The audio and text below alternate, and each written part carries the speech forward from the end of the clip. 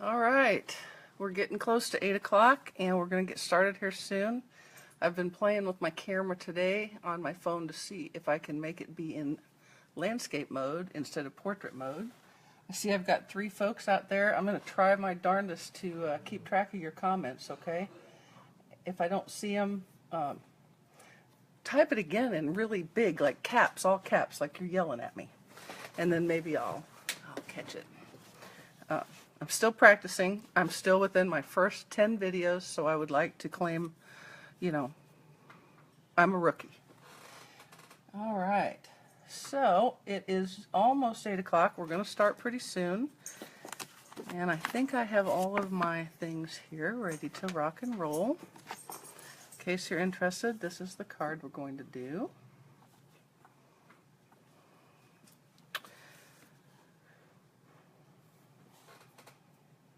Hi Kathy, I'm glad you joined us. Hey Amy, thank you so much for your assistance getting into landscape versus portrait. Perhaps next week I'll be able to do it myself. I make no guarantees though. Can everybody hear me okay? Why did I ask that? It's like you can't all go, yeah Mary, we can hear you, or no we can't. Hi Jerry, hi Jean. Thanks for coming in, I appreciate it. I appreciate the support, y'all. Oh, break a leg. You know, really, who came up with that? I know that's the thing for the stage, but it really seems kind of counterproductive, doesn't it? I just don't get it. I don't get it. But thank you, Paula. Hey, Joni. All right, folks, we're going to go ahead and get started because it's 8 o'clock or 7 o'clock, depending on whether you have adjusted to the time difference. I know I haven't, but I like it still being kind of light outside. So today in my blog post, I told you that we were going to do a card. This is for some friends of mine. They're the parents of my friends, and so they're our friends. We have Christmas and Thanksgiving with them every year and see them several times a year other than that. So their anniversary's coming up, and I thought I would make a card. This is the front that you all got a sneak peek of this morning. And then on the inside, we have a sentiment, because that's where they should go. And we've also got an envelope that is decorated because, you know me, no blank envelopes. All right. So, this is the stamp set that we're using. It's called Falling For You. It's an occasions stamp. So, you know, occasions is only going on now until the end of May. So if you don't have this stamp set, then it's time to get it. We're also going to be using the Falling In Love Designer Series paper and a half of a lace doily and this very pretty Falling Petals Textured Impressions embossing folder. So be sure to get these items if you don't have them already.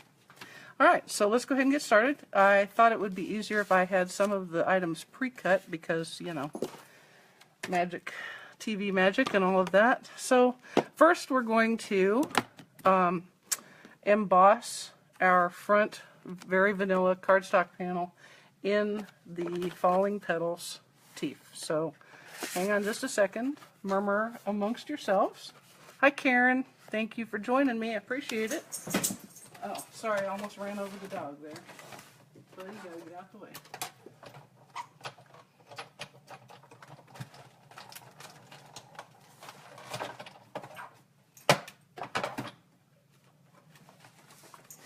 Alright, so that's how it comes out once you run it through the Big Shot.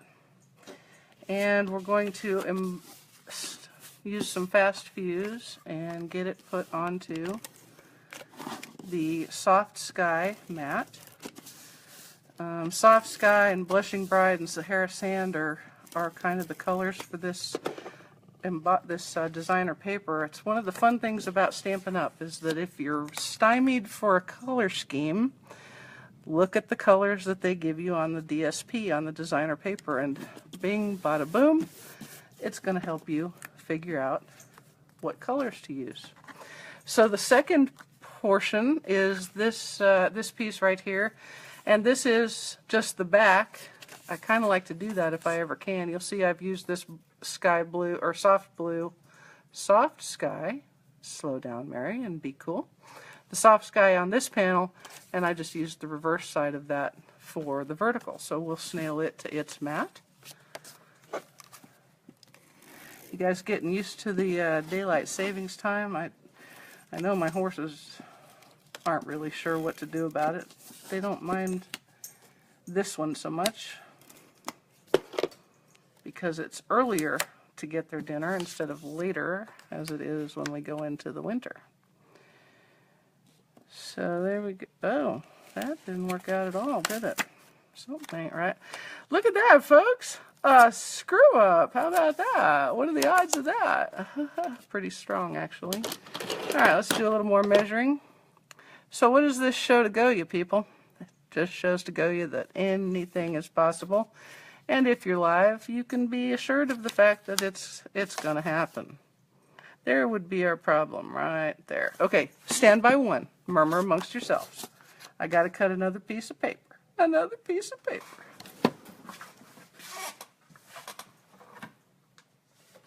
I'll be right there with you.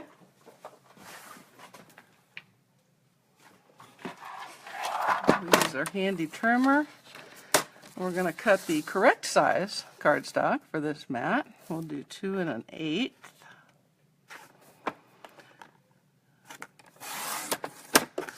Do 2 1/8 by 5 1/4, which is the size of our card front mat. All right, shall we try that again, folks? Everybody hold your breath, hold your mouth just right, and oh, here we go. This is going to be much more better. That one could have been bad, folks, because this is fast fuse, and once it goes down, it is down. There we go. Whew. Boy, dodged that bullet, didn't I? All right, now we'll just adhere that panel to the card front.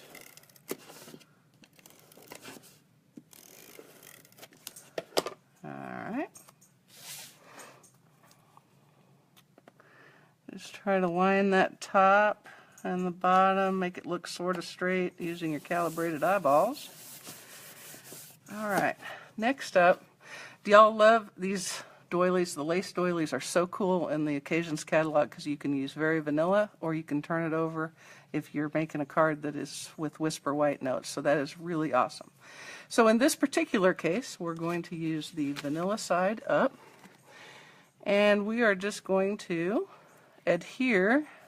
We're just going to cut a little piece off right there, straight up. Again, eyeballing it. You know, no two cards are ever alike unless you're setting up an assembly line, which I don't particularly care to do. Anyway, as I was saying before I got interrupted by the panic moment. The panic moment. My horses kind of like this time of year when we switch over, because they get called in for dinner a little earlier than normal. But when we go into the winter, well, whoo, they don't like that a bit, because they're standing out there going, Mom, Dad, what in the world are you doing? And we'll just trim this off. It's very scientific. You see how I did that with my carefully? That was measured so closely. Now, you're probably thinking to yourself, Mary, why didn't you put that on before you snailed it to the mat? Well, because I'm a goofy person, and that would have been the easy way to do it, and there you go. Oh yeah, the Tim Holtz ruler. You know, I love Stampin' Up, but Tim does a few really good things, and this is one of them, and this is another one that he uses all the time, my craft tweezers. Couldn't be without it.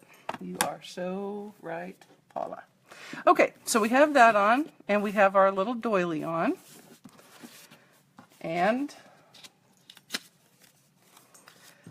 Karen, I agree with you. The trimmer is less than great for the doilies, I think, because it's just a little too stout for the delicateness of the doilies. So I tend to just use my paper snips and go on with it. Okay, so now we're going to snail up the, well, not snail, we're going to use some liquid glue to mat the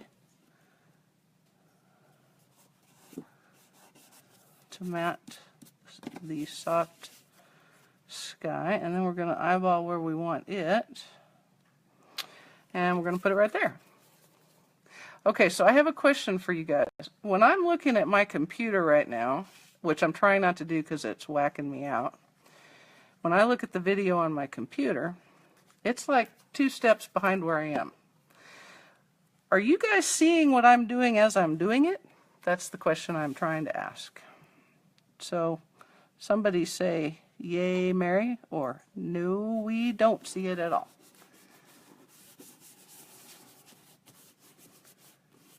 Okay, there we go. All right. So the next thing we're going to do is make our sentiment strip. And we are going to use our handy dandy Stamp-A-Majig, which apparently needs a handle on it so I can get a hold of it. We're going to stamp that in Sahara Sand on this little piece of the DSP from the Falling in Love DSP. It's actually the top portion of this pattern. It's up here where it runs out so that we've got a little blank space. So that's what we're going to do. So the first thing we're going to do is get our sentiment out.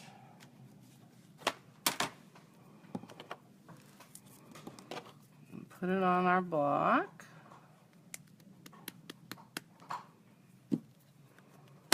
Now if you hear crunching in the background, that is the dog having his evening bone. And I like to stamp, see, that's why you stamp it first, is to make sure you got it right side up. Alright, so here's how you use the Stamp-A-Majig, guys, in case you've forgotten. Using this acetate, you place the corner of the acetate up in the corner of the Stamp-A-Majig tool, and then you put the corner of your acrylic block in it, and you stamp straight down. And what that's doing is now telling me where my actual stamped sentiment is going to be. So I can then take it and I can line it up on my little banner. Try to get it kind of straight, sort of straight. Straight's usually better unless you want it crooked. Okay, that's good. And ink up my stamp again. Double check that it's right ways up. And straight down and straight up. Clean stamp. We'll take it. We'll take it for $1, Alex. Alrighty. So you can see on my card that instead of matting this, usually I mat everything, so everything's got a mat. But on this particular card, I decided to use some of the 1/2" Very Vanilla lace trim because I love it and it's my card and so I can. So all I did there,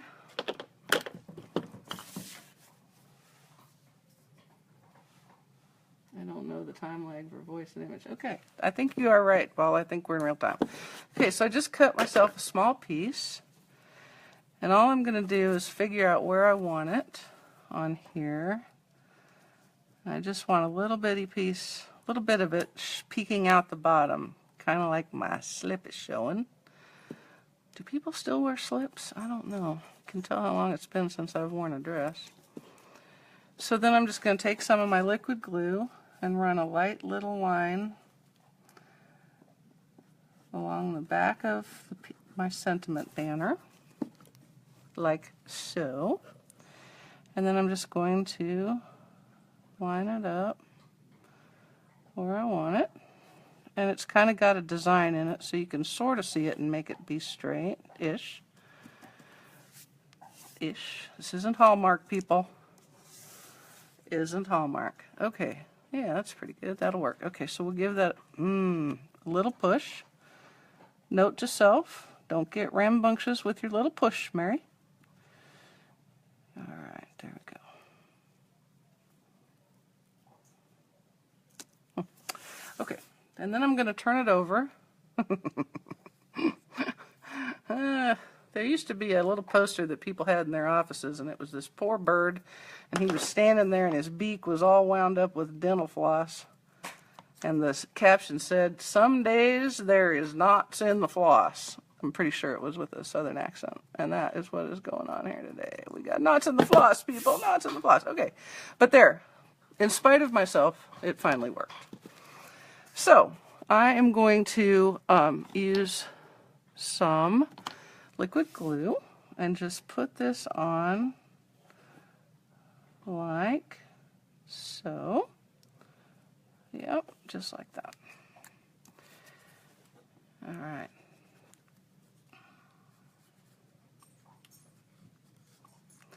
I don't know where y'all are from. I know Karen's from Florida. And so I'm pretty sure. Hi, Linda. How are you? I'm pretty sure you don't have snow, but I'm thinking there may be some of you who are in the way of the... Joni, I know you're in the way of the winter storm that's coming for darn sure. Hope you will get huddled down with all your horses, and I hope you are feeling better today. Okay, so next up we're going to do our little embellishment using some of the Sending Love wooden embellishments, and I am going to make a bow in public, people, with some more of the lace trim. So, you know, if it doesn't work, it's a bow. It's like rocket science for me. Alright, so we're going to use one of those, and then we're going to use one of those. It's going to stick to my fingers. So I'm going to pull out my tweezers. Okay, yeah, that's what we're going to do. Okay. I love the little tweezers because you just get so much. If you guys want them, they have them at Michael's. They also have them on my favorite place to shop after Stampin' Up, which is Amazon Prime. And we'll just stick that right there, like so. And I'm not going to get too head up about the glue that I can see, because if you get glue or adhesive on your card, folks, if you try to get it off right away, you're going to get a muddy mess, I promise. So just let it dry and then pull out your art eraser, which I'm sure is around here on this messy desk somewhere. This is an art eraser. It's just a rubber eraser. It's $3 and change. Best thing ever. You really need to have it. If you don't have, I can't tell you how many cards I screwed up because I got snail or liquid glue or something somewhere that it wasn't supposed to be, and I'm rubbing it like that, and it's just it was nasty. So get you one of these. Best $3 you ever spent. But you do have to wait until it dries, because until it dries you can't really rub it off. But while we're waiting for it to dry, I'm going to try that whole bow thing. So here we go. Those of you who know me at all know that bows are not my thing. My mom, on the other hand, can whip out a bow in approximately 3.8 seconds, and it's perfect within 5 seconds, which is really quite annoying. So here we go. We're going to try it. And if it doesn't work, well, you know, it'll be what it is. Sometimes I change what I expect of the bow based on what I can make the bow do. Does that make sense? So like, if when I started this I thought I was going to have... See, that doesn't work. You can't do that. That won't work, Mary. It never works. Not the 3,012 times you tried it before, or this time. There we go. Now we have a half a shot at making a bow. Now, I do have a bow easy. That is a true statement, but me and that bow easy, we don't always get along so good. And so I would not do differential equations for you while you're sitting here, and I'm not going to use a bow easy. Alright, that looks like a pretty good bow. I'll take it. And that'll be perfectly acceptable right there. Alright, and I'm going to use a glue dot to adhere that to my little heart, like right there. I think right there looks good. Come off of there. Okay, here we go. Toy with it a little bit, because if it's good enough, that's not good enough. It has to be better than good enough. So there we go. Alright, and there's one each little bow. And then use our ribbon scissors to cut that off like so. And there we have the card front all ready to go. So we'll set that aside, and then we're going to tidy up the tiniest bit so I have half a shot of getting the rest of it right. I'm going to clean off my Stamp-A-Majig and trade out my stamp for my inside sentiment. Here she looks at it, trying to see where it is. Okay, now I'm stamping on the inside in Sahara sand, so let's pull the Sahara sand out.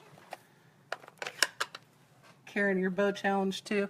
I personally, I can't say I have doubts about my mom because I'm pretty sure that's like against the daughter rules. Maybe not when you're 16, but when you're 15 and change, you have to do that. Oh, look at that. I even got it the right side up the first time around. So that is rocking. I'm liking it. All right. If I did that too fast and anybody wants to see how the Stamp-A-Jig works slower, you know, say it or something like that. All right. So I kind of try to line it up at the bottom and move it up, trying to stay sort of straight, and that looks pretty good.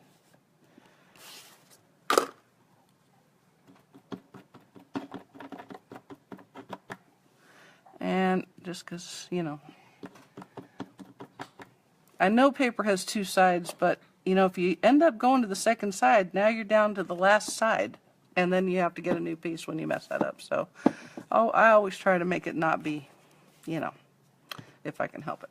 Now, I want to add one of the little doohas from the stamp set. It's this. This is a dooha.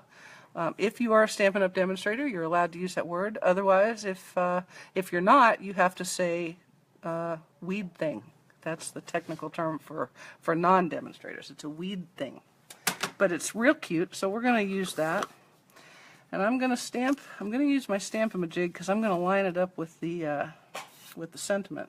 Now, on the inside of my card, you're going to see I did it in Soft Sky, and that is stamped off once, so that's what we're going to do again. Now, I can tell you just right off the bat, you aren't going to be able to see this when I get it inked up and stamp my acetate, and I apologize for that, but it kind of is what it is. So hang tight. Hang with me, people. Are you still with me? All right. Now, what I wanted, you can sort of see it now, I think. What I wanted was to put that little dooha with the stem right through the words and the flowers up above the sentiment. So that's set. Now I'm going to set my tool in place and pick up the acetate, she says. Okay, now remember this was stamped off once, so I'm inking my stamp. I'm going to stamp it on my grid paper, scrap paper, and boom! God, I love it when a plan comes together like that. Alright, now all we have left to do is rub that off to be sure I don't have any ink on it. That has never happened to me. And we'll use a little fast fuse. You guys know the fast fuse check mark trick? For fast fuse, it's kind of hard sometimes to get the adhesive to let loose of the applicator. So when you get down to the end, if you do a check mark, I would do that again in slow motion. I'll do that again in slow motion. You pull it down and make a check mark like that. Y'all saw it that second time, didn't you? Alright, here we go. And we're going to line it up on our Soft Sky mat, like so. And then I have a Sahara Sand card base.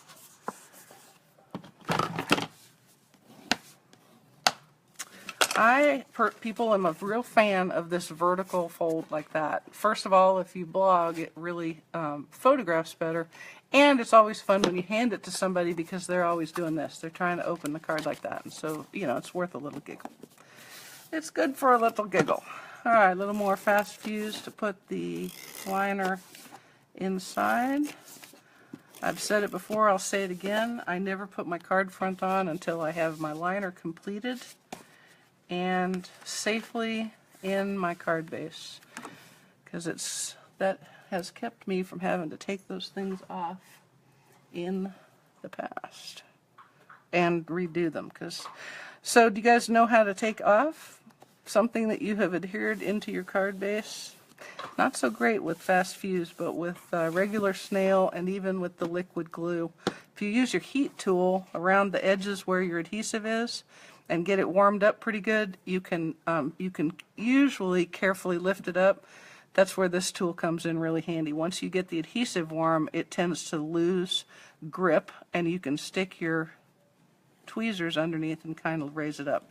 Sometimes it works, sometimes not so much. So I got a little bit of something there. Alright, and now I'm going to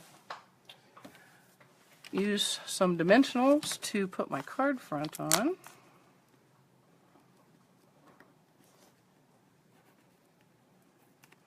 This is an awkward moment. I feel like there should be music. See, if I was a real good video doer of videos, I would have music for these times. I've even seen people who have videos where everything gets fast forwarded so you don't have to sit there and watch me put on 9 Stampin' Dimensionals. Yes, I said it, people. 9 Stampin' Dimensionals. I like dimensionals. I like it to be supported. So, you know, I use a bunch of it. I need stock in dimensionals because I love them. I love them.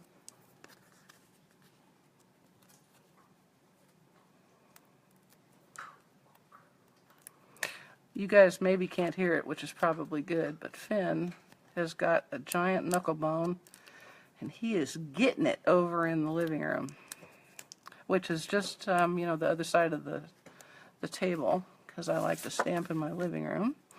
Alright, so there's my dimensionals. You'll see I put them at every corner and in the center and in the center of the long sides. It's just me. I like them to be pretty stout. Alright, and there is the card front, safely on board. There. So there is our anniversary card with its pretty sentiment inside. Before we're done, we're going to do an envelope. Somebody somewhere a long time ago, I don't know, early when I started doing this, they said their motto was no naked envelopes, and that just struck me and I liked it a lot. So I pretty much always am going to decorate my envelopes. I just don't feel like it's done, and so we're going to get a little creative here, maybe a little different because I don't absolutely love my former treatment the first go. But really, I just used my Stamp-A-Majig, and I used full strength soft sky on the front of this envelope. Tap, tap, tap, down and up. Place my Stamp-A-Majig to see the second image. Tap, tap, tap. You guys know what I mean by tap, tap, tap. When you're inking your stamp, you don't want to dig it around in your ink pad. You just want to tap, tap, tap, and that helps to keep it, she says, and then shows you that it's all over the edges of the ink pad. But it makes it easier. It makes it better, I promise. So don't mush it down. Just tap, tap, tap, and then when you stamp, go straight down and straight up. If you rock it, that ink that's on the edge is going to transfer to your envelope. Somebody asked me how I know. How quickly does the ink dry? On the Stamp-A-Majig, it takes a few seconds, so I don't rub it for a little while. On the paper, it's dry almost instantaneously. Some of the inks are different. In particular, the Whisper White Craft ink, that stays wet for a little bit, so you really kind of have to be careful when you're using the Whisper White Craft ink. But most of the other inks dry pretty quickly on the paper. On the acetate, you have to be kind of careful. But you'll see I'm able to put this tool over the stamped images and it's not picking up ink, so that's pretty good. And we'll stop there with that. I think that's enough. Remember the rule of odds for decorating, right? Try not to use even numbers to decorate things. Try to use odd numbers. That I'm pretty sure it was around before Martha Stewart, but Martha Stewart would approve of that. And then I'm going to use some of this Falling In Love DSP to decorate my envelope flap. And you do that by just running an easy little thin line of the multi-purpose liquid glue around the edges.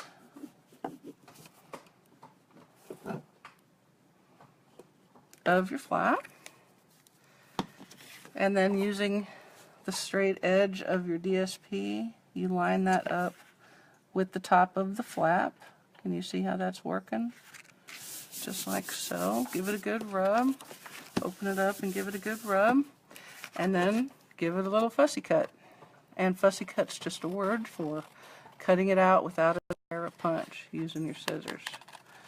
Now when you cut like this, remember when you're fussy cutting, you want to move the paper, not twist and turn your scissors. You want to turn your paper inside your scissors like that. It helps to make the cut much more smooth and makes it a lot easier.